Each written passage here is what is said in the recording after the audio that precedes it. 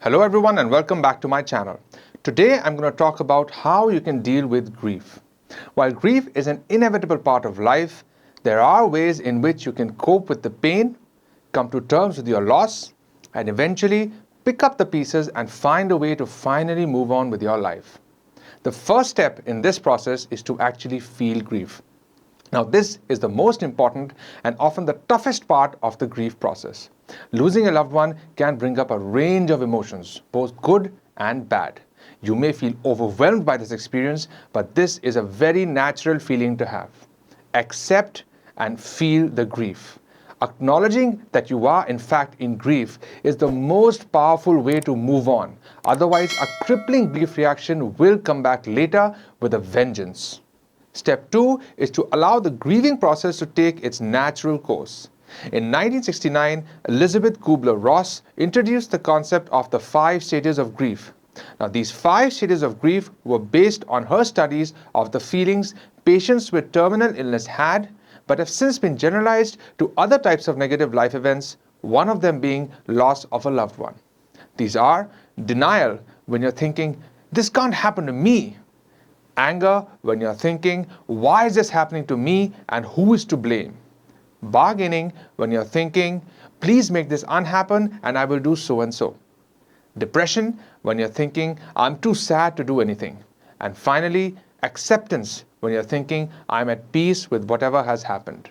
The important thing to remember here is that not everyone who grieves goes through all these stages. And that's okay. You do not have to go through each stage in order to heal.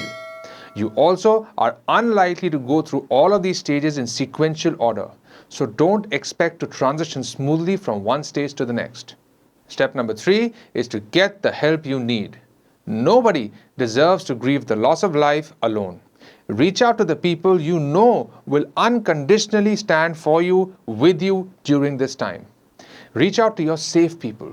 These include close friends, family, a religious guide, and even a therapist or a psychiatrist.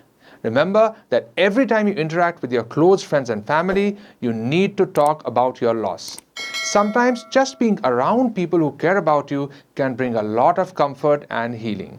There is no shame in taking professional help if your grief goes out of hand and becomes intolerable.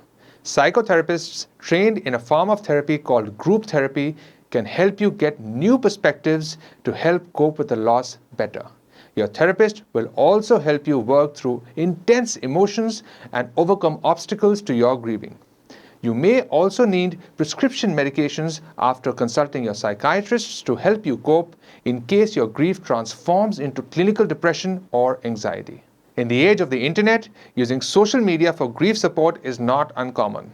Memorial pages on Facebook and other social media sites have become popular ways to inform a wide audience of a loved one's passing and to seek emotional support. Social media is a powerful tool, helping you impart practical information such as funeral plans without having to call each and every contact personally. Family members and close friends can also post their tributes and condolences on the memorial page, which stay forever. These posts are comforting during pangs of grief. And lastly, step number 4, learn to embrace life again. Although the pain of your loss is real and needs to be felt and respected, after a certain period of time, you must get back on your feet and begin to focus on your own life again. Coming to a place of accepting the death as a reality, you will be able to work through your grief. Embracing life without your loved one by your side is the next logical step. Eat healthy, sleep enough, also get back to your old routine, but also remember and celebrate the lives of your lost loved ones. An anniversary of a lost loved one is an opportunity to remember and celebrate their lives. You can also choose to donate to a favorite charity of the deceased, give their name to a baby in the family, or even plant a tree or garden in their memory. Okay, that's it for today. Thank you for watching this video till the end. I'll see you with a new one very soon. Take care of yourselves.